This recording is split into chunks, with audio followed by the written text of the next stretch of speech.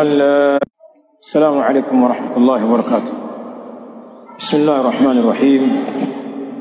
الحمد لله نحمده ونستعينه ونستغفره ونعوذ بالله من شرور أنفسنا ومن سيئات أعمالنا. من يهده الله فلا مضل له ومن يضلل فلا هادي له. أشهد أن لا إله إلا الله وحده ربي لا شريك له، وأشهد أن محمدًا عبده ورسوله صلى الله عليه وعلى آله وصحبه وسلم تسليمًا كثيرا. أما بعد، إخوة الإيمان، أيها المسلمون، معشر السلفيين، حفظكم الله تعالى. أولاً وقبل كل شيء نحمد الله عز وجل الذي جمعني وإياكم إخوة السلفيين في هذا المسجد المبارك، مسجد ابن عباس رضي الله تعالى عنهما. Awali ya yote, ndugu zangu, nizipeleke shukrani zangu kwa Allah subhanahu wa ta'ala, Allah ambaye ametukusanya sote hapa, mimi na nyinyi ndugu zangu ahli sunnati wal jamaa salafiyin, pamoja na waislamu wa maeneo haya na wale maratibu wa msikiti huu,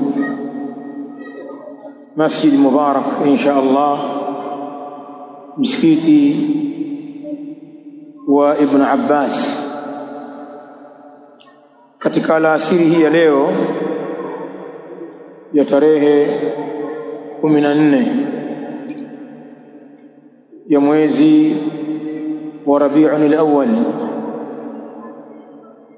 mwaka 1445 Hijiria, sawa sawa na tarehe 29 ya mwezi wa 9 mwaka 2023 miladia. Tukiwa hapa katika eneo hili, nimesikia likisemwa eneo la Masiwani Mbugani. Haya ni makarama makubwa sana sisi kuwafikiwa na Allah subhanahu wa ta'ala kuhudhuria mahala hapa.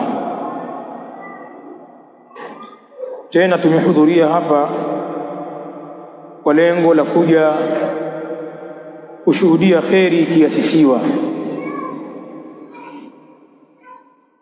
fathu masjid baitu min buyutillah. Tumekuja kushuhudia ufunguzi wa msikiti. Nyumba hii miongoni mwa nyumba za Allah subhanahu wa ta'ala.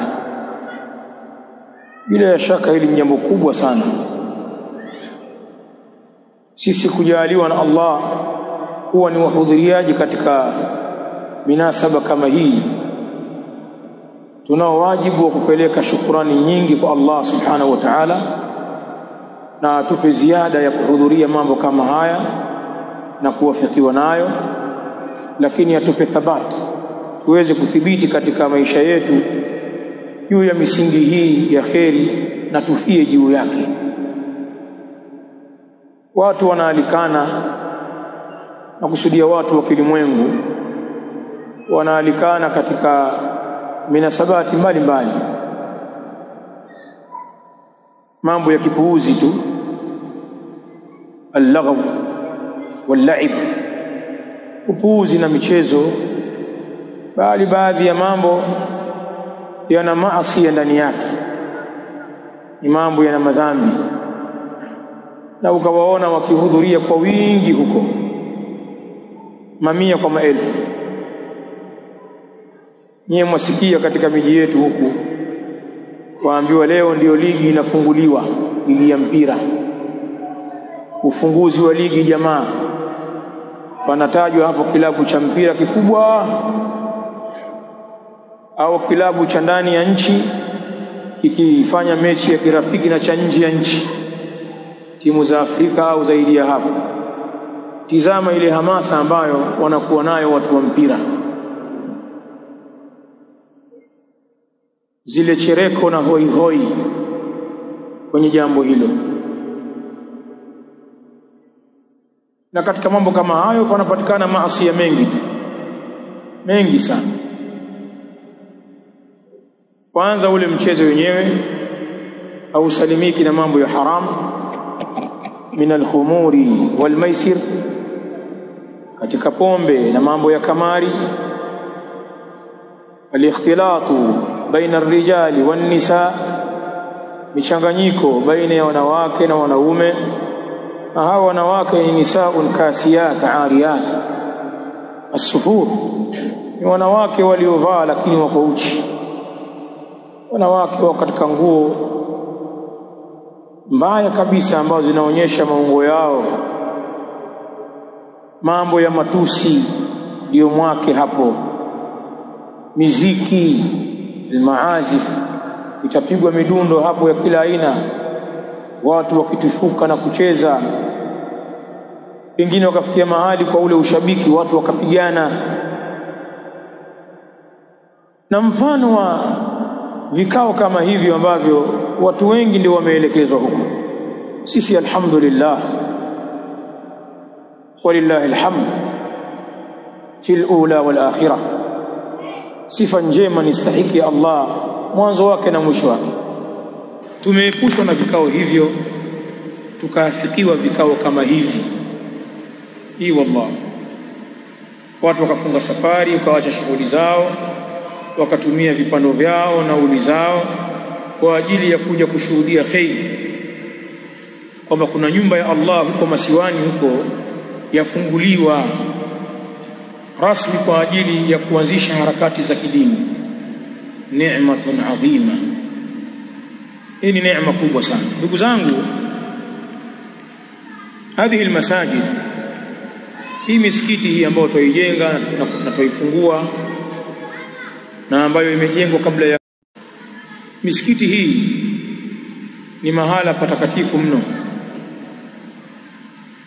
Wa mimma yadullu ala sharafi almasajid, miongoni mwa mambo ambayo yanaonyesha utukufu wa misikiti, pamoja na yote ambayo yamesemwa na mashekhe waliotangulia, lakini miongoni mwa mambo yenye kuonyesha utukufu wa hii misikiti ni idafatuha ila Allah subhanahu wa ta'ala, idafata at-tashrif wa at-takrim, ni kule kuegemezwa hii misikiti, kuegemezwa kwa Allah subhanahu wa ta'ala, uegemezwaji wa kuitukuza hii misikiti.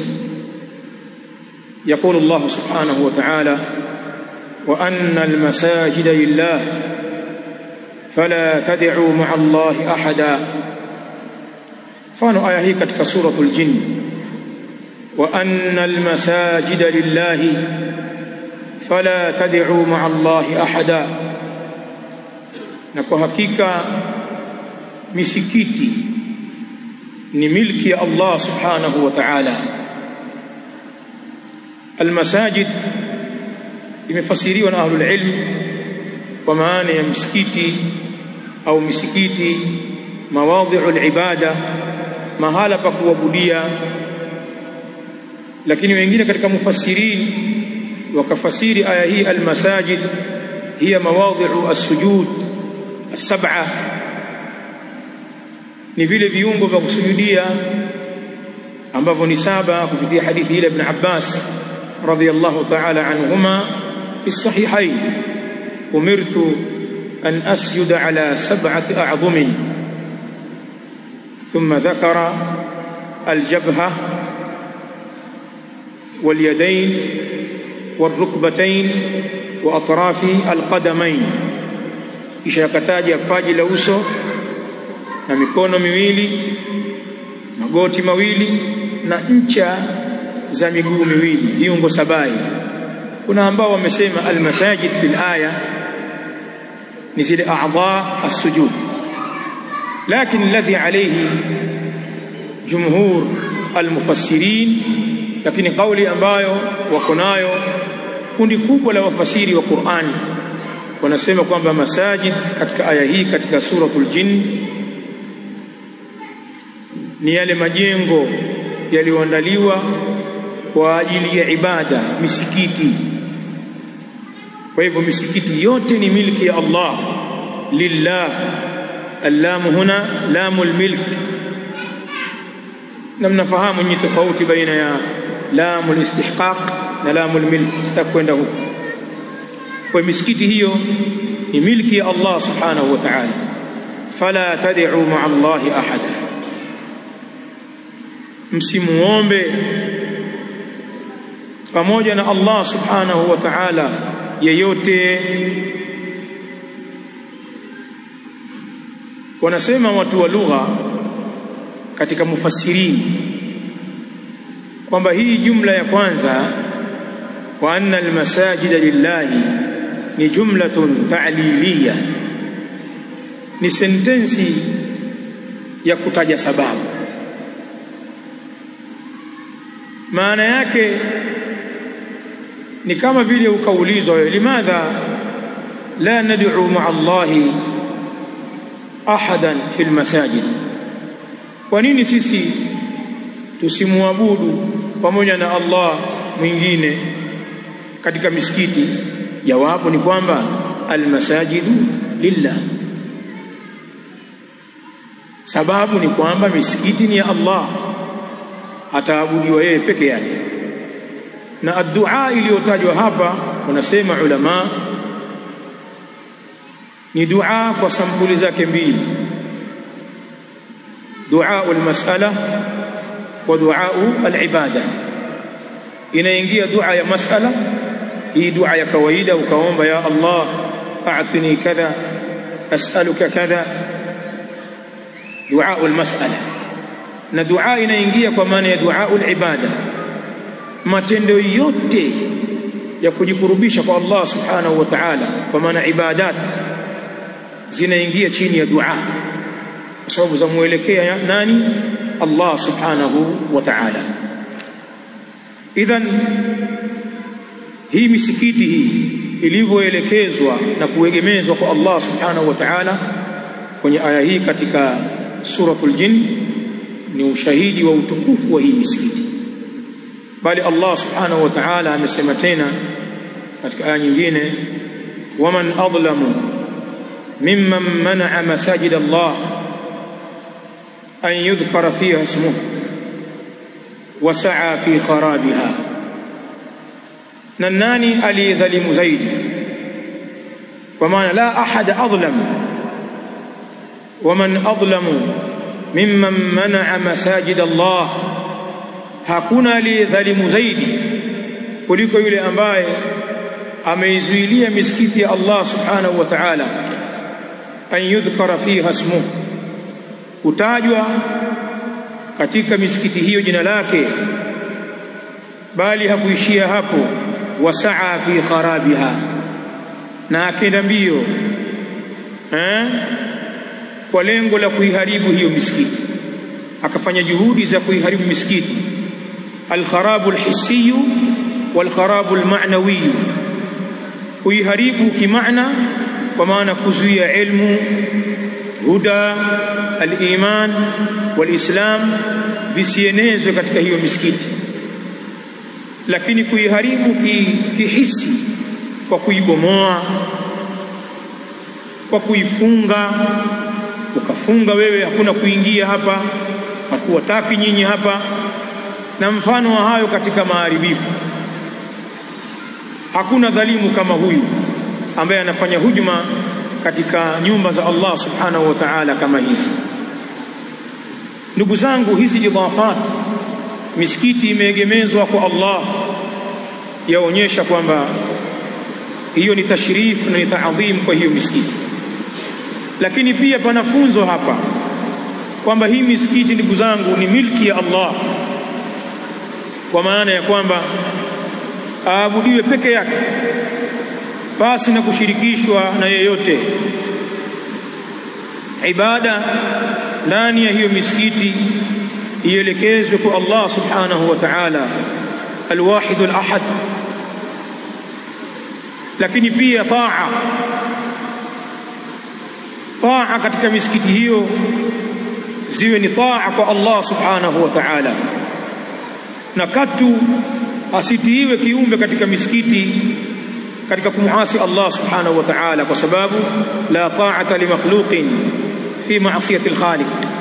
Hakuna taa kwa kiumbe katika kumuasi Allah subhanahu wa ta'ala. Kwa hivyo mambo yote ya kimsikiti, kuanzia ibada zilivyo, durus na uendeshaji wa misikiti kwa ujumla wake, vimchunge Allah subhanahu wa ta'ala. Kwa maana kazi za msikitini zinachotwa kwenye sheria min kitabillah wa min sunnati rasulih sallallahu alaihi wa alihi wasallam wa min aqwali salaf wa athari salaf. Shughuli za msikitini zachukuliwa kwenye Qur'ani, kitabu cha Allah, na katika sunna as-sahiha za Mtume sallallahu alaihi wa alihi wasallam. Shughuli za msikitini zinachotwa kwenye mafundisho ya wema waliotangulia, min as-sahabati wat-tabi'in wa atba'i at-tabi'in wa man ba'dahum min al-a'imma, na waliokuja baada ya hapo katika maimamu. Tuachukua shughuli za msikiti kutoka huko. Ndiyo maana kwa misikiti ni ya Allah. Ama wale wanakamati, wazee wa shura, wazee wa komiti, wao wanatakiwa waweke misingi inayoafikiana na sheria katika hiyo misikiti. Na ile misikiti sio milki yao, kwa maana wanaweza wao wakafanya watakalo kwa matashi yao. La, hawana haki ya kufanya hivyo.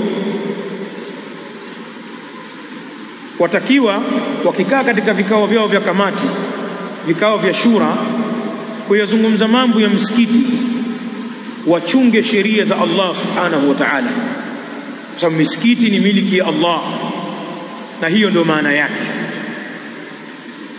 Lakini pia milki ya kihisi ni Allah. Ndio maana misikiti ni awqaf. Misikiti ni mali za wakfu na sio za mtu maalum. Ukisikia wakfu, hizo ni mali ambazo waislamu wote wana haki nazo. Ingekuwa ni mali yako wewe mwanakamati au mwenyekiti wa kamati, basi ungerithiwa huo msikiti. Baada ya kufa kwako ungeurithi watoto wako au familia yako, kwa sababu misikiti ni miliki ya Allah, ni yake Allah, si mali zenu nyinyi, na ndio maana hamzirithi. Labda tuambie huu ni msikiti wangu kwenye kampuni yangu, na hapo pana maelezo yake. Sasa kwa wale wenye kunasibisha misikiti kwenye nafsi zao. Lakini leo humu pana watu wana ujeuri mkubwa misikitini, kwa sababu tu ni mzee wa msikiti, ameasisi ujenzi wa msikiti, au amechangia kiwanja, au ndio mdhamini aliyoujenga, au katika waliotoa mchango, yeye mchango wake mkubwa. Basi hawa wanataka kuwa ni kama manyapara katika misikiti na mabosi. Analolitaka yeye ndio lifanywe pale msikitini, hata kama lina khalif sheria. Msomee aya ya Qur'an, msomee hadithi, ukimnasihi na kumkanya. Usifanye hivyo mzee wangu, huu msikiti wa Allah. Wengine wana maneno mabaya yanayokaribia ukafiri. Wasema msikiti wa Allah, Allah ametufari hapo. Umeyasikia haya maneno mabaya? Ta'ala Allahu an dhalika uluwan kabira subhanahu wa ta'ala. Sasa ahlus sunna misikiti yao ni ya Allah. Sisi wengine wanakamati, watu wa shura, maimamu waliopo, waalimu, sisi ni wasimamizi tu, waangalizi tu, ili utaratibu wa kisheria utekelezwe katika misikiti. Na ndio maana tuapishana katika kusimamia misikiti hii. Leo upo masha Allah, utasimamia. Kesho haupo kwa udhuru mbalimbali, ima umehama mji au umepata maradhi ambayo yamekuweka ndani uweze kushughulika, au umeelekea safari kubwa, akhira umefariki, utakwenda wewe na wenzako wataliendeleza jambo. Hii ndiyo maana ya almasajidu lillahi subhanahu wa ta'ala. Sasa hii misikiti ya Allah mmefundishwa na mashekhi katika kalima zao na katika khutba hapa kwamba yatakiwa misikiti hii iimarishwe, misikiti hii inyanyuliwe kwa kunyanyuliwa utaji wa Allah ndani ya hiyo misikiti na kudhukuriwa Allah subhanahu wa ta'ala kwa ibadati mbalimbali humo misikitini, na kwamba wenye kuimarisha hiyo misikiti ni waumini. Zikaja ayat ambao wamemwamini Allah na siku ya mwisho, tena wale wenye kuswali na wenye kutoa zaka na ambao hawana hofu illa kwa Allah subhanahu wa ta'ala. Hao ndio umaru almasajid, ndio wenye kuimarisha misikiti. Sasa ndugu zangu, nataka mfahamu, inna min a'zami asbabi raf'i sha'ni almasjid wa imaratihi huwa ja'luhu majlisan min majalis alilm. Fahamu ndugu zangu, miongoni mwa sababu zilizokuwa kubwa zaidi za kulinyanyua jambo la msikiti na kuunawirisha na kuimarisha msikiti ni kuufanya msikiti ni kikazi miongoni mwa vikazi vya elimu. Tukaifanya misikiti yetu ni sehemu za kusoma elimu, ayantafi'u bihi almusallun wa tullabul ilmi fi ma'rifati dinihim watafaqquhi fihi, kwa maana ikawa wananufaika na huo msikiti wale wenye kuswali, wale maratibu, kadhalika wanafunzi wenye kusoma ilmu wananufaika na huo msikiti, wanapata maarifa ya kujua dini yao, ya kujitaalamisha katika mambo ya kisheria. Kufanya hili ni katika aina za kuitukuza misikiti na kulinyanyua jambo lake. Misikiti pawe ni mahala pa ilmu. Maal asaf, kwa masikitiko makubwa, misikiti mingi inayojengwa katika zama zetu ina madhaifu makubwa, bali wallahi iliyo mingi katika misikiti hiyo hailifikii lengo hili la kuwasomesha dini wenye kuswali katika hiyo misikiti, au kuifanya misikiti hiyo ni vituo vya kiilmu ambavyo vinakusudiwa na tulabul ilm. Utakuta msikiti umejengwa mashaallah kwa kiwango kabisa, msikiti mzuri kubwa, watu wamewekeza fedha shekhi, kuingia katika msikiti unasikia raha. Iko misikiti hiyo mingi tu katika miji yetu na miji mingine, lakinaha masajid mayita min nahiya alilmiya, lakini misikiti iliyokufa katika upande wa kiilmu. Bali hata kwenye hizo ibada ni tia maji kama wanavyosema Waswahili. Misikiti kubwa wenye kuswali hakuna, ila watu wachache tu, nusu swafu moja. Wamejitahidi sana hiyo Ijumaa ndiyo kijiswafu na nusu, onge jisikiti. Ukizungumzia elimu ndo kabisa, watu waingia msikitini kama vile waingia masokoni au katika milango ya benki, waingilia mlango huu watokea mlango ule. La da'wa wala ilmu wala shay, hakuna ilmu yoyote. Siku kutamuona mtu kasimama basi apiga mchango. Kimuona shekhe ya msikiti amesimama basi ni mchango huo, au anamkaribisha mgeni kuja kuuza dawa zenu zile mwaziita za kisunna. Uongo tu jamani, tusubiri kidogo. Kuna bwana mkubwa dokta hapa kaja na vitu hapa mijarrab, mkauziwa majidawa hapo ya hayo mambo yenu mnayotaka. Ukiona mtu kasimama ni hayo, Allahu almusta'an. Lakini ilmu, Allahu almusta'an, ilmu hakuna na ibada ni dhaifu. Misikiti mingine Masha Allah iko mijini, watu wanajaa kweli kweli kuswali, watu wengi kujaza vyoo vyajaa kila msimu, kila time waona gari la mavi laja kuvuta vyoo tele watu. Lakini tizama wanapofanya ibada katika huo msikiti, watu hawajui kuswali. Msikiti mkubwa huko mjini una watu mpaka nyinyi masalafi muonea wivu, tungepata jengo hili, kwa maana watu wangesoma dini. Mashekhi wa pale hawana habari, hawasomeshi, ni watu wa shughuli tu, kusubiria mialiko, kwa sababu ni watu wa kula, kusubiria mialiko ya 40, mialiko ya 3, mialiko ya hauli. Bwana, kuna hakika shekhe fulani amtoa mwanae nje, ndio mambo yao haya. Na Ramadhani darasa zile za kutega futari, kwa sababu shekhe usipotia darasa pia wadhamini hawakuoni. Kwa hiyo kuna vile vidarasa vya kuzuga kupata tende tu na zile zaka za watu. Misikiti imefikia hapo. Tusifanye hivyo. Sisi katika misikiti yetu tuwe tofauti, tuhuishe sunna ya salaf katika misikiti ikawa ni vituo vya kielimu, bali twende mbali zaidi. Misikiti ndiyo chachu iliyosimamisha daula islamia ya kwanza katika mji wa Madina. Ukiangalia zile tafasili za ad-daula, zile idara mbalimbali za kusimamisha daula ya Kiislamu zilichipuka kutokea katika msikiti wa Mtume sallallahu alaihi wa alihi wasallam, al-Masjid an-Nabawi al-Sharif. Ndugu zangu, sasa naona mimi nina mengi ya kuwaambia watu wa hapa Masjidu Ibn Abbas,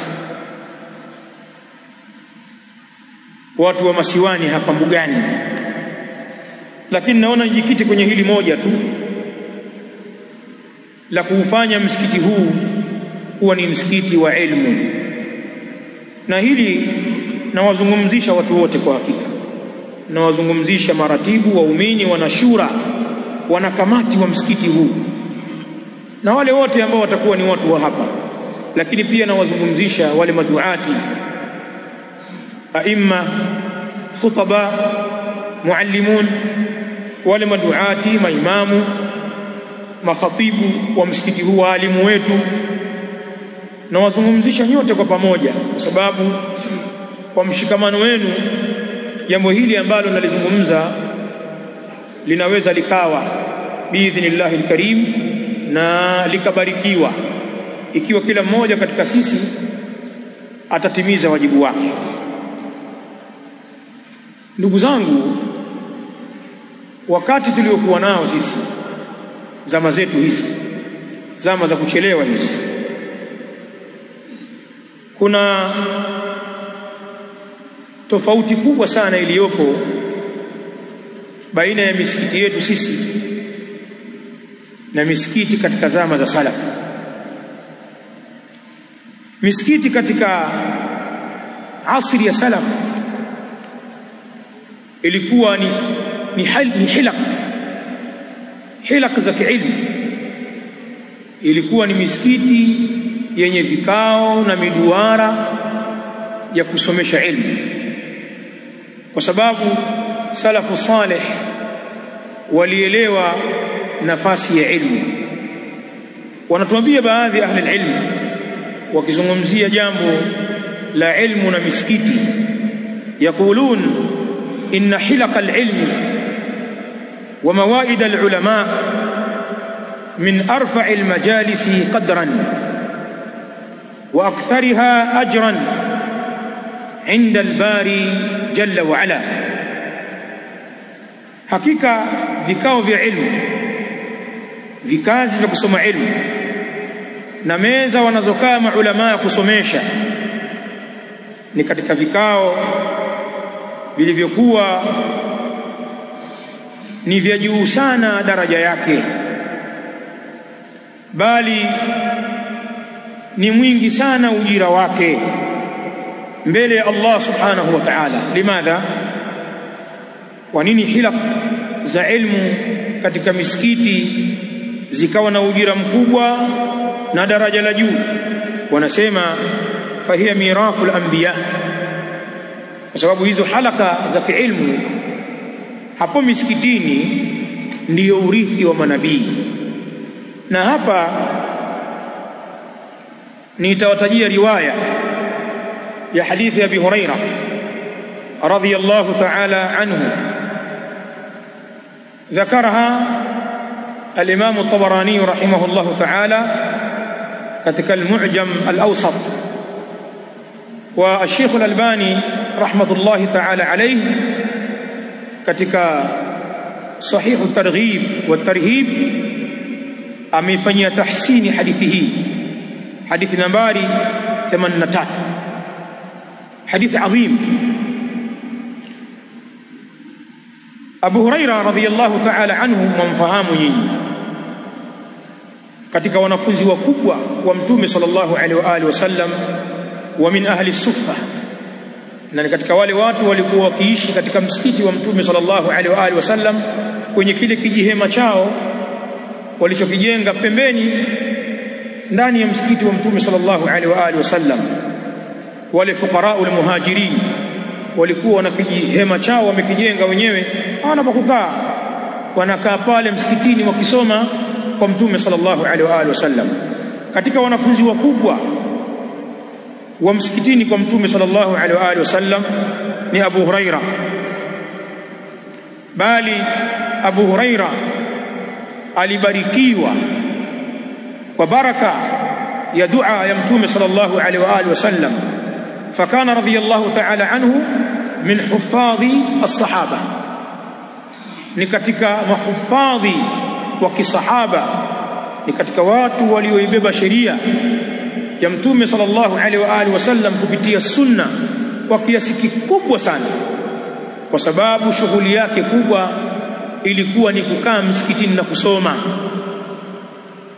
Akisema mwenyewe, akizungumza mwenyewe Abu Huraira akisema, wa kuntu alzamu Rasulullah ala batni, na nilikuwa mimi nikimlazimu Mtume sallallahu alaihi wasallam msikitini mwake pamoja na njaa zangu.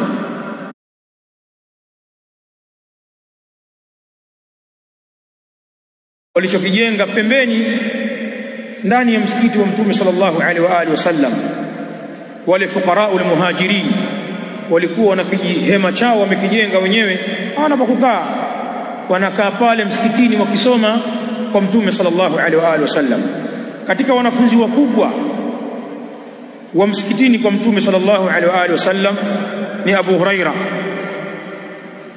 bali Abu Huraira alibarikiwa kwa baraka ya dua ya Mtume sallallahu alaihi wa alihi wasallam. Fakana radhiyallahu ta'ala anhu min huffadhi as-sahaba, ni katika mahufadhi wa kisahaba, ni katika watu walioibeba sheria ya Mtume sallallahu alaihi wa alihi wasallam kupitia sunna kwa kiasi kikubwa sana, kwa sababu shughuli yake kubwa ilikuwa ni kukaa msikitini na kusoma. Akisema mwenyewe, akizungumza mwenyewe Abu Huraira akisema, wa kuntu alzamu Rasulullah ala batni, na nilikuwa mimi nikimlazimu Mtume sallallahu alaihi wasallam msikitini mwake pamoja na njaa zangu, mpaka akiwahurumia baadhi ya ndugu zake katika muhajirin na ansar ambao hawakupata muda kama aliyopata yeye wa kusoma kwa Mtume sallallahu alaihi wa alihi wasallam. Sasa huyu Abu Huraira katika riwaya hii imesimulia kwamba annahu marra bisuqi almadina fawaqafa alaiha. Siku moja Abu Huraira alipita katika soko kuu la Madina, akasimama hapo. Faqala radhiyallahu ta'ala anhu, ya ahla as-suq ma a'jazakum, enyi watu wa sokoni, kushindwa kulioje kuliko wapateni nyinyi. mmeshindwa mno nyinyi. Qalu wama dhaka ya Aba Huraira, wamwambia wale mabwana wachuuzi wenyewe, watu wa sokoni, haya pana jambo gani tena ewe Abu Huraira? Qala dhaka mirathu Rasulillah sallallahu alaihi wa alihi wasallam yuqassam, na katika baadhi ya riwayati imekuja yuqsam, na iliyokuwa sahihi zaidi ni yuqassam. Haya, urathi huu wa mtume sallallahu alaihi wa alihi wasallam unagawanywa huko, wa antum hahuna la tadhhabun fataakhudhuna nasibakum minhu, na nyinyi mmesalia hapa tu, mmekaa sokoni tu, kazi yenu kuuza na kununua, hamuendi huko msikitini kwa mtume mkenda mkachukua nasibu yenu. Qalu wa aina huwa, wajua tena wafanya biashara wakisikia hela wamwambia, haya mambo haya yafanyika wapi ya kugawa mirathi? Qala fil masjid, Abu Huraira anawaambia msikitini, mambo haya yanaendelea msikitini. Fakharaju sira'an ila almasjid, riwaya yasema wakatoka mbio mbio, kila mmoja akishika nyonga yake, nyonga niachie, mbio mpaka msikitini. Wa waqafa Abu Hurairata lahum hatta raja'u, na akasimama Abu Huraira akiwatizamia vitu vyao. Waqafa lahum, maana yake akabakia pale akitazama meza zao na mali zao, waende huko mpaka warudi. Akabakia pale pale Abu Huraira, ashawakurupusha wakimbilie huko, wakaenda mpaka wakarudi. Faqala lahum, waliporudi akawaambia, ma lakum? Qalu ya Aba Huraira laqad ataina almasjid, wamwambia ewe Abu Huraira, sisi bwana tumekwenda msikitini. Fadakhalna, tukaingia ndani. Falam nara fihi shay'an yuqassam, hatujaona sisi chochote ambacho chagawanywa mafungu huko. Qala lahum Abu Huraira, akasema kuwaambia wao Abu Huraira, ama raaitum fil masjid ahadan, basi nyinyi hamjamuona huko msikitini yoyote? Hamjamuona mtu yoyote msikitini pale? Qalu bala raaina, qalu bala, wakasema ndiyo, kwa maana tumewaona. Raaina qauman yusallun wa qauman yaqrauna alquran wa qauman yatadhakaruna alhalala walharam. Wanamwambia tumewaona watu sisi, kuna watu tumewaona pale wanaswali humo ndani kwenye huo msikiti, wengine tumewakuta wanasoma Qur'ani, wengine tumewakuta wanafanya mutalaa wenyewe wakikumbushana mambo ya halali na ya haram, wanasoma ilmu. Faqala lahum Abu Hurairah radhiyallahu ta'ala anhu, akasema kuwaambia wale watu Abu Hurairah radhiyallahu ta'ala anhu, waihakum,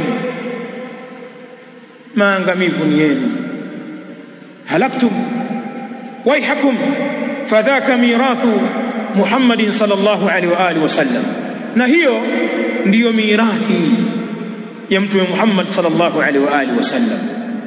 Tizama hirsi ya salaf as-salih kwenye jambo la ilmu ndani ya misikiti, kiasi ambacho wale wanafunzi wa mtume sallallahu alaihi wa alihi wasallam walikuwa wakitoka kwenda kuwafanyia tashkili.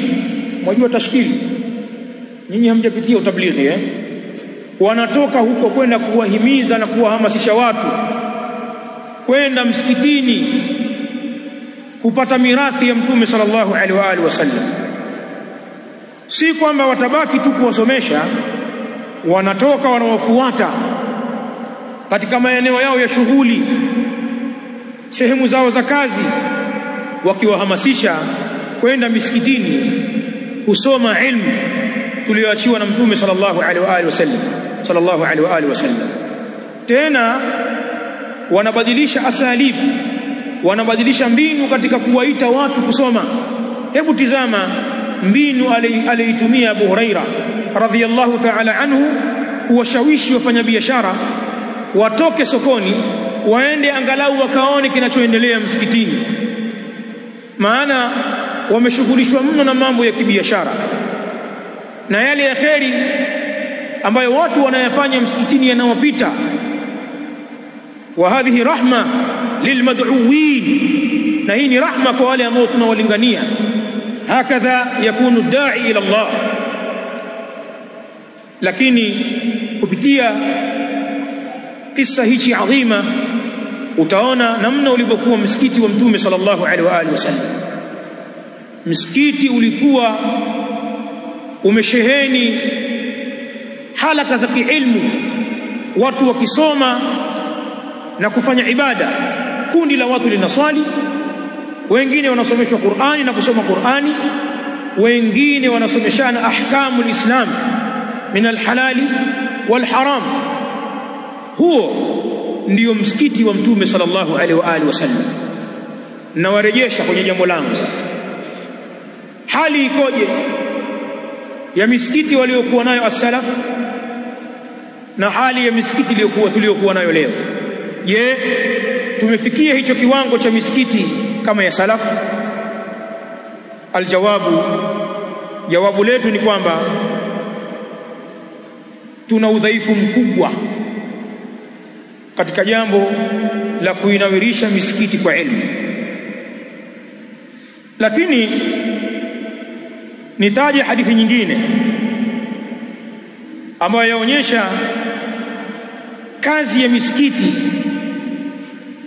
ya Waislamu kwa kuangalia ulivyokuwa msikiti wa Mtume sallallahu alaihi wa alihi wasallam. Hapa nitaitaja riwaya nzuri sana, wengi katika tulabu ilmi wanaijua riwaya hii. Hadithun rawahu al-Imam Muslim rahimahullah ta'ala min hadithi as-sahabi al-jalil Abi Waqid al-Laythi radiyallahu ta'ala anhu. Anasimulia Abu Waqid al-Laythi radiyallahu ta'ala anhu anna Rasulullah sallallahu alayhi wa alihi wasallam bainama jalisun fil masjid. Ni msikiti tu hapo, pale alipokuwa Mtume sallallahu alaihi wa alihi wasallam ni mwenye kukaa msikitini, wannasu ma'ahu, na watu wakiwa naye. Tumekaa msikitini na watu wamemzunguka Mtume sallallahu alaihi wa alihi wasallam. Tizama kazi ya misikiti na watu walivyokuwa na hirs katika mambo ya ilmu. Idh aqbala nafarun thalatha, riwaya inasema ghafula waliingia katika msikiti ule wa Mtume sallallahu alaihi wasallam watu watatu. Fa aqbala ithnani wa dhahaba wahid, walipoingia watu watatu, wawili katika wale watatu wakaelekea pale alipo Mtume sallallahu alaihi wa alihi wasallam, na mmoja akaondoka zake, kaona acha niondoke mimi, akaondoka zake. Qal Abu Waqid anathimulia, anasema fawaqafa wale wawili ala Rasulillah sallallahu alaihi wa alihi wasallam, wale wawili wakaenda wakasimama pale karibu na halka ya Mtume sallallahu alaihi wa alihi wasallam.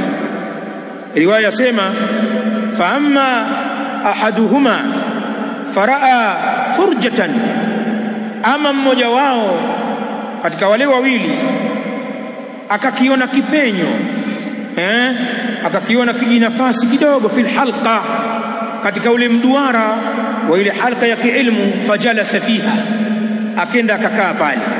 Wa amma al-akharu, ama yule wa pili, fajalasa min hadithi as-sahabi al-jalil Abi Waqid al-Laythi radiyallahu ta'ala anhu. Anasimulia Abu Waqid al-Laythi radiyallahu ta'ala anhu anna Rasulullah sallallahu alaihi wa alihi wasallam bainama jalisun fil masjid. Ni msikiti tu hapo, pale alipokuwa Mtume sallallahu alaihi wa alihi wasallam ni mwenye kukaa msikitini, wannasu ma'ahu, na watu wakiwa naye. Tumekaa msikitini na watu wamemzunguka Mtume sallallahu alaihi wa alihi wasallam. Tizama kazi ya misikiti na watu walivyokuwa na hirs katika mambo ya ilmu. Idh aqbala nafarun thalatha.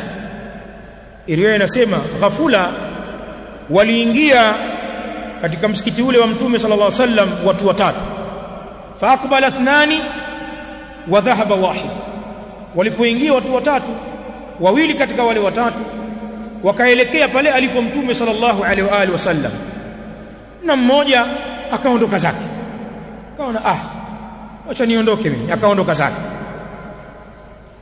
Qal Abu Waqid anathimulia, anasema fawaqafa wale wawili ala Rasulillah sallallahu alaihi wa alihi wasallam, wale wawili wakaenda wakasimama pale karibu na halqa ya Mtume sallallahu alaihi wa alihi wasallam. Riwaya sema fa amma ahaduhuma faraa furjatan, ama mmoja wao katika wale wawili akakiona kipenyo, akakiona kijinafasi kidogo fil halqa, katika ule mduara wa ile halqa ya kiilmu. Fajalasa fiha, akenda akakaa pale. Wa amma al-akharu, ama yule wa pili, fajalasa khalfahum, ama yule wa pili akakaa nyuma yao. Akaona hakuna nafasi ya kujipenyeza, ngoja nikae hapa nyuma ya mduara huu. Ama yule watatu kama ilivyotaja riwaya pale juu, fa adbara dhahiban. Fa amma athalithu, ama yule watatu, fa adbara dhahiban, akakipa kigongo, akaupa mgongo ule mduara, ile halqa akaipa mgongo hali ya kuwa ni mwenye kwenda zake. Falamma faragha Rasulullah sallallahu alaihi wa alihi wasallam, Mtume alipomaliza masomo yake akawageukia masahaba zake akawaambia, ala ukhbirukum ani nafari thalatha, hivi nisikupeni habari nisikufahamisheni kuhusiana na kile kikundi cha watu watatu. Amma ahaduhum faawa ila Allah faawahu Allah, ama mmoja wao katika wale watatu, na huyu ni yule ambaye alisogea karibu akaona upenyo akajiingiza na yeye pale akakaa. Ama mmoja wao ametafuta hifadhi, ay talaba almawa, ametafuta hifadhi kwa Allah subhanahu wa ta'ala, na Allah akamuhifadhi, akampa hifadhi hiyo.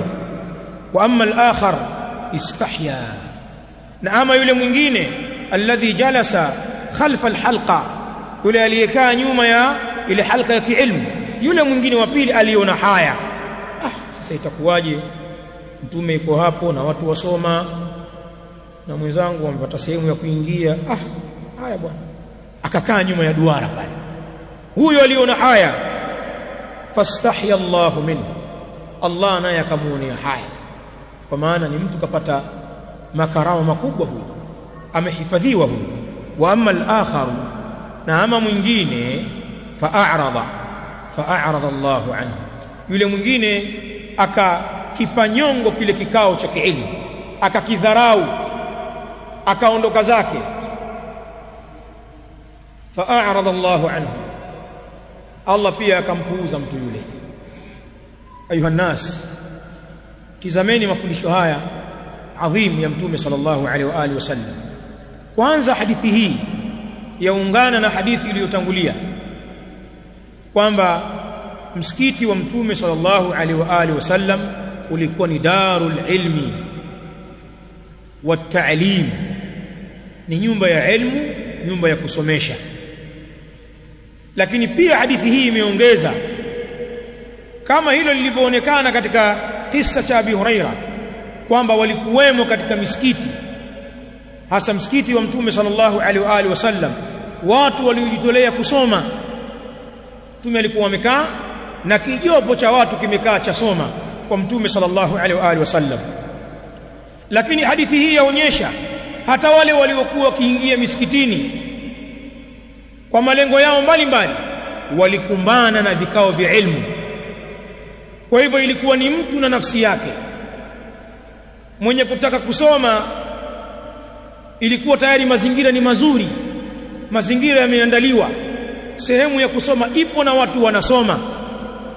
Utaacha elimu kwa matashi yako tu, kama huyu ambaye aliyepuuza kikao cha elimu akenda zake, bainama wenzie walibakia wakasoma na wakatajwa kwa wema na kwa makarama kama haya mpaka leo kupitia maneno ya Mtume sallallahu alaihi wa alihi wasallam. Al-Imam al-Humam Ibn al-Qayyim al-Jawziyya rahmatullahi ta'ala alayhi ni yasoma maneno yake mafupi tu katika kitabu chake Miftahu Dari Saada juzuu ya kwanza sahifa ya 123 wanasema falau lam yakun li talib al-ilmi illa anna Allah yuwihi ilayhi wa la yu'ridu anhu lakafa bihi fadla. Anasema rahimahullahu ta'ala, lau isingelipatikana kwa mwanafunzi mwenye kusoma ilmu isipokuwa kwamba Allah anamhifadhi mwanafunzi huyo, kwa maana anamsogeza kwake na wala hampuuzi mwanafunzi huyo, lingetosha kwamba jambo hilo ni fadhila, kwamba Allah subhanahu wa ta'ala anampa hifadhi talibul ilm kwa kuwa amekimbilia ilmu. Allah anamhifadhi, bali hampuuzi, hamterekezi, hamwerezi katika jambo la ilmu. Pasingepatikana isipokuwa hili tu, lingetosha kwamba jambo hili ni fadhila kubwa. ويقول الإمام الحافظ ابن حجر العسقلاني رحمه الله تعالى في فتح الباري جزء ya kwanza ukurasa 157 anasema وفي الحديث فضل ملازمة حلق العلم وجلوس العالم المذكر في المسجد. قال رحمه الله تعالى وفي الحديث فضل ملازمة حلق العلم. na katika hadithi hii, kwa maana inadhihiri wazi wazi katika hadithi hii, fadlu mulazamati hilaqil ilm, fadhila ya kulazimiana na vikao vya kiilmi na vikao vya kiilmu, wa julusi alalimi almudhakkiri, na kukaa mwana wa chuoni mwenye kuwakumbusha watu fil masjidi, msikitini. Hadithi hii ya Abu Waqid al-Laythi yaonyesha fadhila za jambo hili. Assalamu alaykum wa rahmatullahi wa barakatuh.